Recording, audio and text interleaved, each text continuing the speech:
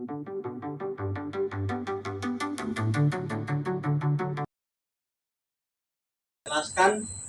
terkait dengan konsep dasar dalam sintaksis. Jadi kita masuk yang pertama adalah kalimat.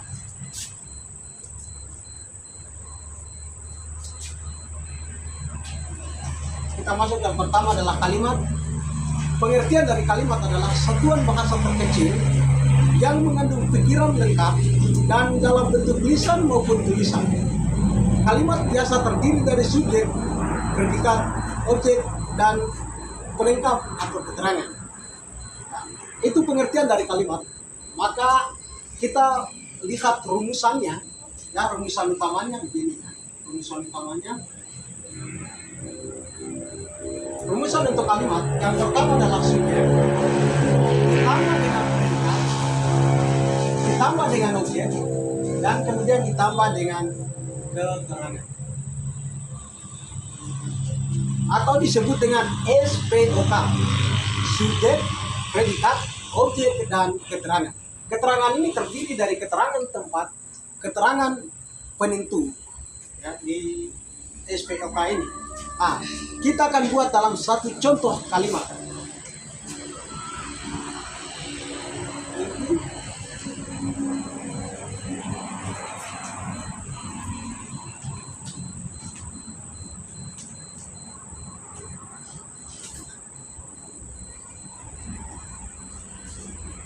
Nah, kita lihat contoh dalam kalimat.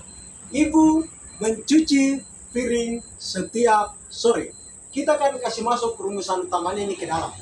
Ya, yang pertama ibu. Ibu di sini berperan sebagai subjek. Mencuci adalah sebuah aktivitas atau tindakan, maka dia masuk sebagai predikat.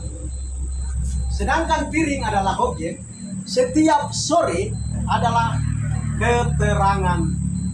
Ya, setiap sore keterangan, tetapi karena sore ini berkaitan dengan waktu, maka dia masuk dalam keterangan waktu. Oke, baik, itu berkaitan dengan kalimat. Kemudian yang kedua, kita masuk pada fungsi subjek dan predikat. Yang pertama, kita tahu tentang subjek. Subjek adalah pelaku atau yang dibicarakan dalam kalimat, sedangkan predikat adalah bagian kalimat yang menjelaskan tentang subjek. Biasanya berupa kata kerja atau frasa yang menyatakan tindakan, keadaan, atau fisik suatu fungsi subjek. Baik, kita langsung masuk pada penjelasan kalimatnya, ya. Kita langsung masuk pada contohnya.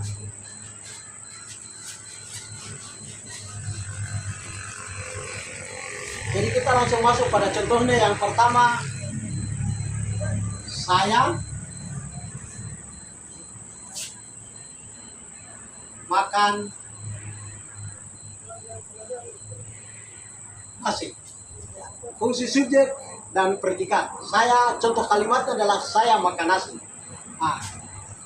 Saya ini berperan sebagai subjek, makan ini berperan sebagai predikat, dan nasi adalah objek.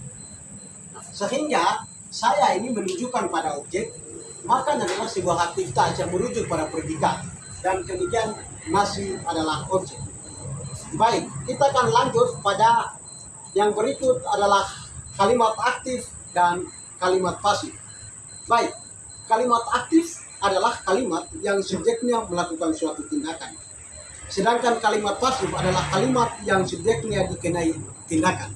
Ya, baik, kita akan lihat contoh kalimatnya.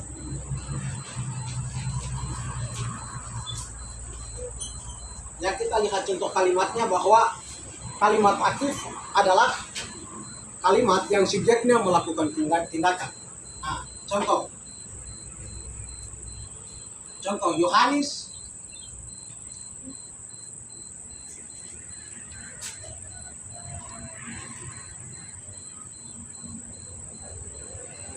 kita lihat contoh Yohanes makan ikan. Yohanes makan ikan. Yohanes ini adalah subjek.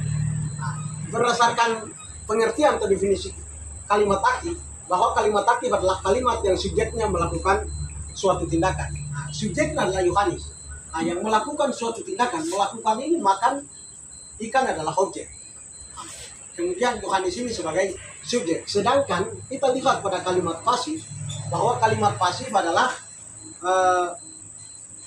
subjeknya dikini tindakan. Dalam kalimat aktif, subjek bertindak sebagai pelaku, sementara dalam kalimat pasif, subjek menjadi objek atau penerima tindakan. Di bolak-balik ya, diputar. Misalkan begini, berkaitan dengan contoh kalimat aktif, bahwa Yohanes makan nasi, maka untuk kalimat pasifnya adalah nasi dimakan